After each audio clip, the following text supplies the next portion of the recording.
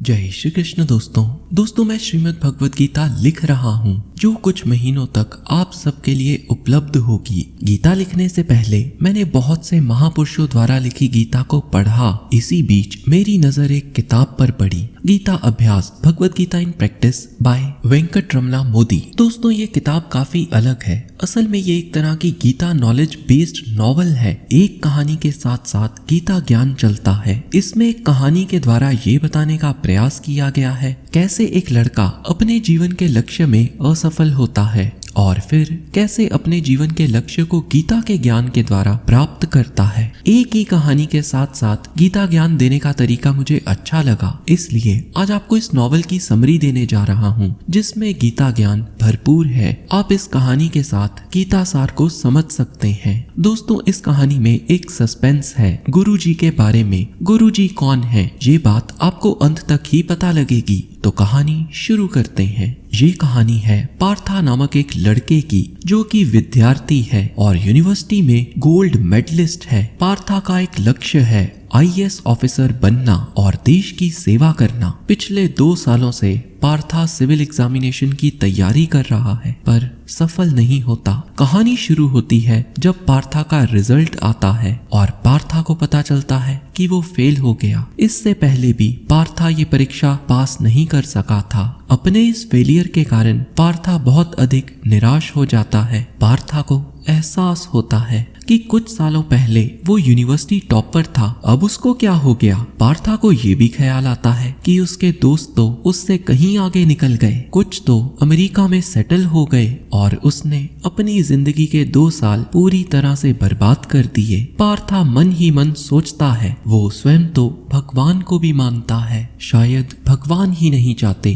कि पार्था सफल हो या वो बहुत ही अभागा है। ऐसे ही विचारों में खोया पार्था सो जाता है और अगले दिन पार्था की माँ उसको जगाती है और कहती है आज शनिवार है, आज हर बार की तरह हनुमान मंदिर नहीं जाना क्या। पार्था का मन उदास है और पार्था को पहले ख्याल आता है कि वो असफल हो गया है और अगर हर बार की तरह वो मंदिर गया तो लोग उससे पूछेंगे कि उसके रिजल्ट का क्या हुआ और इस समय वो लोगों का सामना नहीं कर पाएगा। इसीलिए पार्था ने गूगल पर सर्च करके पाया उसकी नगरी से 10 किलोमीटर दूर एक 200 साल पुराना हनुमान जी का मंदिर है। पार्था अपनी बाइक पर इस मंदिर में पहुंच गया। हनुमान जी के दर्शन करने के बाद पार्था थोड़ी देर के लिए मंदिर में बैठ गया और हनुमान जी की मूर्ति की ओर देखने लगा। थोड़ी देर में उदास पार्था के मन में विचार आने लगे कि भगवान ने उसकी कोई मदद नहीं की और पार्था भगवान को कहने लगा, भगवान मैं आपको बचपन से मानता आया हूँ परंतु आपने मेरी सहायता नहीं की। पार्था की आंखों से अश्रु बहने लगते हैं। थोड़ी देर बैठकर पार्था मंदिर से जाने ही वाला था कि पार्था की नजर मंदिर में बैठे एक आदमी पर पड़ती है। ये आदमी पद्म आसन लगाकर मंदिर में बैठा था और ध्यान लगा रहा था। देखने में ये व्यक्ति काफी साधारण सा लग रहा था परंतु इस व्यक्ति के चेहरे पर एक तेज था। पार्था को पता नहीं क्यों ऐसे लगा कि ये कोई साधारण व्यक्ति नहीं है। पार्था ने अपनी जिंदगी में बहुत लोग देखे थे, सभी लोगों के चेहरे पर भिन्न भिन्न प्रकार के भाव होते थे। कोई खुश दिखता, कोई उदास दिखता, कोई डरा दिखता, कोई खोया दिखता, परंतु इस व्यक्ति के चेहरे पर शांति के भाव थे, मानो इस व्यक्ति को संसार से कुछ चाहिए ही ना था। वैसे तो पार्था इस व्यक्ति से पहली बार मिल रहा था परंतु पार्था को लगा मानो पार्था इस व्यक्ति को सदियों से जानता हो। पार्था ने पहल की और इस व्यक्ति के पास पहुंच गया। पार्था ने कुछ देर सोचा और इस व्यक्ति के पास जाकर बैठ गया। जैसे ही इस व्यक्ति का जाप समाप्त हुआ इस व्यक्ति ने जान लिया पार्था काफी दुखी है। पार्था के मुख से जो पहला शब्द इस व्यक्ति के लिए निकला वो था गुरु, मानो पार्था को उसका गुरु मिल गया हो। बातों ही बातों में पार्था ने अपनी समस्या गुरु को बताई और ये भी बताया कि उसका दिल अब जीने को नहीं करता, उसका दिल करता है या तो वो मर जाए या हिमालय चले जाए क्योंकि उसको जीवन में हार मिली है। गुरुजी पार्था को बताते हैं कितनी मुश्किल से उसे ये मनुष्य जीवन मिला और इस जीवन का लक्ष्य मोक्ष प्राप्ति है। फिर गुरुजी पार्था को एक किताब देते हैं और बताते हैं कि अगर वो इस किताब को अपने जीवन में उतार सके तो वो भी सफल हो सकता है। पार्था ने मन ही मन सोचा ये कोई जादुई किताब होगी और इसमें कई जादुई मंत्र लिखे होंगे, परंतु जब अगले दिन पार्था ने किताब खोली तो पाया ये तो श्रीमद् भगवत गीता है। अब पार्था और उदास हो गया। पार्था को लगा श्रीमद् भगवत गीता कैसे उसकी मदद कर सकती है। पार्था की माँ ने भी पार्था से कहा ये किताब उन लोगों के लिए है जो दुनिया छोड़कर संत बन जाते हैं, ये हमारे लिए नहीं है। हम तो समाज में रहकर कुछ बड़ा हासिल करना चाहते हैं। फिर पार्था के पिता ने समझाया अगर श्रीमद् भगवत गीता सिर्फ संतों के लिए होती तो श्री कृष्ण अर्जुन से युद्ध करने को ना कहते बल्कि संन्यास लेने को कहते। पार्था के पिता ने कहा भगवत गीता हर किसी के लिए है, हर वो व्यक्ति जो जीवन के सत्य को जानना चाहता है और जो स्वयं को बदलना चाहता है, गीता उसके लिए है। पिता ने समझाया गीता से हमें पता चलता है कि हमें कार्य कैसे करना चाहिए, कैसे हमें अपनी खुद की भावनाओं से निपटना है इत्यादि। पार्था के पिता ने पार्था को समझाया तुम्हारे गुरुजी ने तुम्हें सही किताब दी है और तुम्हारे गुरुजी का ये कहना भी बिल्कुल सही है कि ये किताब की मदद से तुम अपने लक्ष्य को प्राप्त कर पाओगे। पिता की बातों को सुनकर पार्था ने गीता को पढ़ना आरंभ किया। पार्था को कई बार प्रतीत होता कि उसको गीता पढ़ने पर सब कुछ समझ आ गया है और कई बार पार्था को लगता कि उसको कुछ भी समझ नहीं आ रहा। पार्था ने 4 दिन में पूरी गीता पढ़ डाली। पार्था को पूरी गीता पढ़ने के बाद मन में शंका हुई कि अब वो गीता को अपने जीवन में कैसे उतार सकता है। पार्था को ये बात तो बिल्कुल भी समझ नहीं आई कि श्रीमद् भगवत गीता की मदद से वो अपनी परीक्षा में कैसे सफल हो सकता है। अब पार्था दोबारा अपने पिताजी के पास गया और पिताजी से गीता को समझाने में और अपने जीवन में उतारने के लिए मदद मांगी। पार्था के पिता ने कहा कि वो स्वयं भी समझ नहीं पाए कि कैसे गीता को अपने जीवन में उतारे। पार्था के पिता ने कहा तुम गुरुजी के पास जाकर ही पूछो। पार्था उसी मंदिर में गया तो पुजारी से पता लगा वो व्यक्ति जिसको पार्था गुरुजी कह रहा है वो तो पहली बार मंदिर में उसी दिन दिखा था। इससे पहले उसको मंदिर में कभी भी किसी ने नहीं देखा था। पार्था गुरुजी को ढूंढने फिर शनिवार के दिन मंदिर गया और बड़ी मुश्किल से गुरुजी से मुलाकात हुई। गुरुजी पार्था की मदद को तैयार हो जाते हैं, परंतु पार्था के आगे 3 शर्त रख देते हैं। पहली शर्त थी पार्था केवल सत्य बोलेगा, गुरुजी से कभी भी झूठ नहीं बोलेगा। दूसरी शर्त थी कि पार्था दिल लगाकर अच्छे से वो सीखेगा जो गुरुजी उसको सिखाना चाहते हैं। तीसरी शर्त सबसे अजीब शर्त थी, पार्था कभी भी गुरुजी के बारे में कुछ नहीं पूछेगा। गुरुजी अपने बारे में उतना ही बताएंगे जितना वो बताना चाहते हैं। पार्था खुश था और खुशी खुशी घर वापस आ गया। अगले दिन पार्था फिर गुरुजी से मंदिर में मिला और गुरुजी ने पार्था को बताया कि पार्था काफी कमजोर है। तो पार्था ने कहा तो क्या उसको अब जिम जाना होगा। गुरुजी ने समझाया जिम जाने से ये कमजोरी दूर नहीं होगी। पार्था को गुरुजी ने पहला पाठ पढ़ाया कि उसको ब्रह्म मुहूर्त में उठना होगा,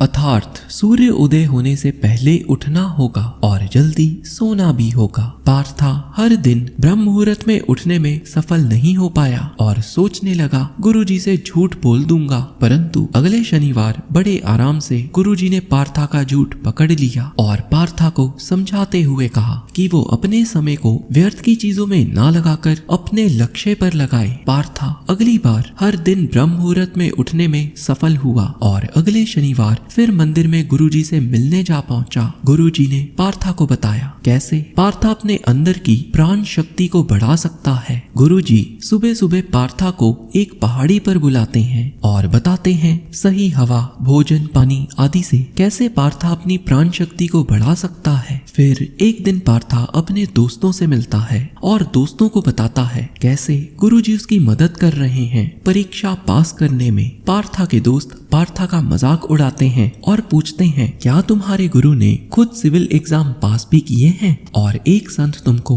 आईएएस के बारे में सिखा ही क्या सकता है। पार्था के दोस्त बताते हैं कि पार्था सिविल एग्जाम्स के चक्कर में अपना समय बर्बाद कर रहा है और पार्था को नौकरी कर लेनी चाहिए। पार्था के मन में शंका फिर उत्पन्न हो जाती है और वो गुरुजी से मिलकर उनसे पूछता है कि क्या उसको एग्जाम की तैयारी करनी चाहिए या अभी नौकरी कर लेनी चाहिए। गुरुजी पार्था से पूछते हैं क्या नौकरी करके उससे संतुष्टि मिलेगी, और गुरुजी पूछते हैं क्या वो नौकरी बाद में नहीं कर सकता, और गुरुजी उससे पूछते हैं अगर वो परीक्षा में फेल भी हो गया तो भी क्या उसको इस बात से संतुष्टि नहीं मिलेगी कि उसने कम से कम प्रयास तो किया। इन बातों से पार्था को अपने हर प्रश्न का उत्तर मिल जाता है। पार्था गुरुजी की सीख के अनुसार अपने घर में भी काफी चीजों में बदलाव करता है और घर में सात्विक माहौल बनाने का प्रयत्न करता है। पार्था से गुरुजी पूछते हैं उसकी परीक्षा की तैयारी कैसे चल रही है। तैयारी ठीक नहीं चल रही होती तो पार्था गुरुजी को झूठ बोल देता है कि ठीक चल रही है। गुरुजी पार्था का झूठ पकड़ लेते हैं और पार्था को जाने को कहते हैं क्योंकि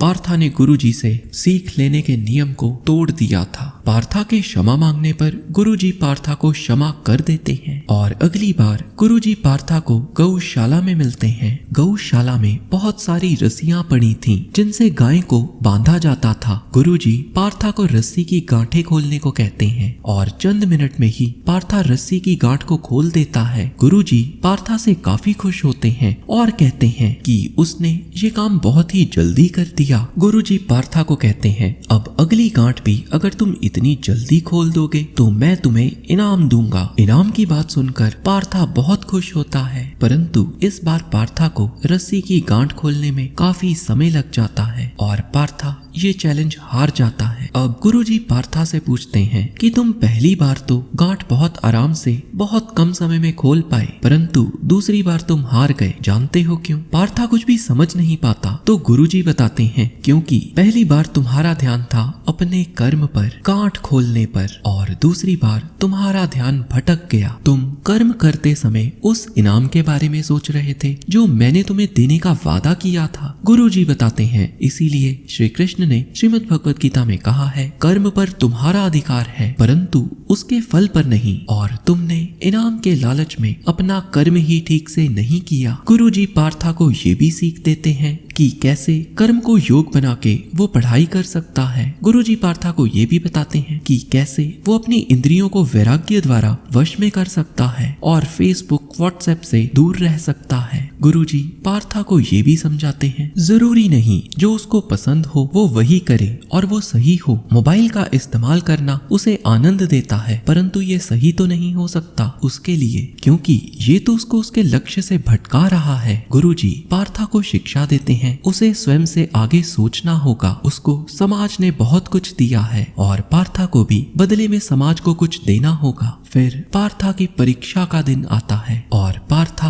आराम से सभी प्रश्नों के उत्तर दे देता है और घर आकर माँ को बताता है ये एग्जाम तो कुछ भी नहीं है, मेरे जैसे होशियार छात्र के लिए ये बाएं हाथ का खेल था। जब गुरुजी से पार्था जाकर मिलता है, पार्था के शब्दों को सुनकर गुरुजी को सब समझ आ जाता है। गुरुजी पार्था को बताते हैं उसके अंदर अहंकार ने जन्म ले लिया है और वो अपने आप को सबसे होशियार समझने लगा है। गुरुजी पार्था को एक बड़ी अच्छी कहानी सुनाकर उसका ये भ्रम भी दूर कर देते हैं। गुरुजी पार्था को बड़ा अच्छा उदाहरण देकर समझाते हैं मनुष्य का जीवन स्कूल की परीक्षा के समान है और अगर वो अपने जीवन में सही मार्ग पर चलेगा, समाज कल्याण के लिए अच्छे कर्म करेगा तो वो पास हो जाएगा और उसको मोक्ष की प्राप्ति होगी, और अगर वो इसके उलट बुरे कर्म करेगा तो पार्था जीवन में फेल हो जाएगा और हो सकता है उसको अगले जन्म में फिर मनुष्य या नीच जोनी में जन्म मिले। फिर पार्था का रिजल्ट आता है। सबसे पहले पार्था का रिजल्ट पार्था की बहन देखती है। पार्था एग्जाम क्लियर कर लेता है परंतु पार्था की बहन पार्था के साथ शरारत करती है। पार्था की बहन उदास सा चेहरा लेकर पार्था से कहती है कि पार्था फेल हो गया है, परंतु पार्था बिल्कुल भी विचलित नहीं होता। पार्था कहता है ये फेलियर जीवन का एक छोटा सा पड़ाव है, जीवन अभी समाप्त नहीं हुआ। सब पार्था के मुख से ये बात सुनकर बेहद हैरान होते हैं। ये वही पार्था है जो पहले इसी बात पर आत्महत्या तक करने की सोच रहा था, और जब पार्था की बहन उसको सत्य बताती है कि वो पास हो गया तो भी पार्था समभाव ही रखता है। पार्था अब गुरुजी से मिलता है तो गुरुजी पार्था को बताते हैं कि अब के बाद गुरुजी पार्था के जीवन से जा रहे हैं और ये उनकी आखिरी मुलाकात है। पार्था उदास हो जाता है। पार्था की अब नौकरी लग चुकी है। पार्था एक दिन बस में जा रहा था तो बस में एक व्यक्ति पार्था को बताता है कि वो तो समझता था कि पार्था पागल है, परंतु पार्था ने तो सिविल एग्जाम तक क्लियर कर लिया। पार्था थोड़ी हैरानी से पूछता है कि उस व्यक्ति को ऐसा क्यों लगा कि पार्था पागल है। वो व्यक्ति बताता है कि उसने पार्था को मंदिर में अकेले बात करते देखा है। कोई नहीं होता था, परंतु पार्था फिर भी अकेले में बात करता रहता था। पार्था कहता है, नहीं, मैं तो अपने गुरुजी से बात करता था। परंतु वो व्यक्ति कहता है, पार्था अकेले में ही बात करता था, वहाँ कोई नहीं होता था। दोस्तों, ये थी इस नॉवल की कहानी। कैसे गीता ज्ञान को एक विद्यार्थी ने अपनाकर अपने जीवन में उतारा। और अगर आप भी इसी तरह से ज्ञान लेना चाहते हैं तो इस किताब को डिस्क्रिप्शन में दिए गए लिंक से खरीद सकते हैं। इस किताब में इन टॉपिक्स को उदाहरणों द्वारा बहुत ही सरल अंग्रेजी में समझाया गया है। हरे कृष्णा।